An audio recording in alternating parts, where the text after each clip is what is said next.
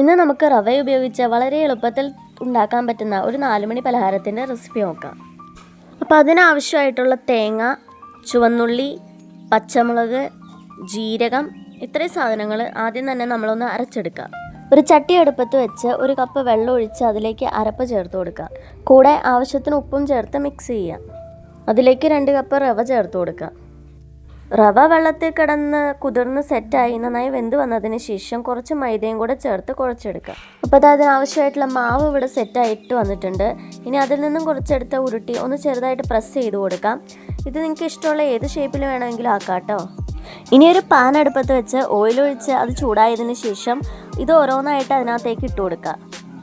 ഇട്ട വഴി അത് ഇളക്കാനോ ഒന്നും പോകണ്ട.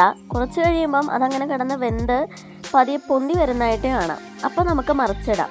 2 സൈഡ് നന്നായി വെന്തതിന് ശേഷം മറ്റൊരു പാത്രത്തിലേക്ക് കോരി മാറ്റാം. അങ്ങനെ നല്ലൊരു 4 മണി പലഹാരം ഇവിടെ റെഡി ആയിട്ടുണ്ട് കേട്ടോ. റെസിപ്പി ട്രൈ ചെയ്ത് അഭിപ്രായം പറയാൻ മറക്കണ്ട.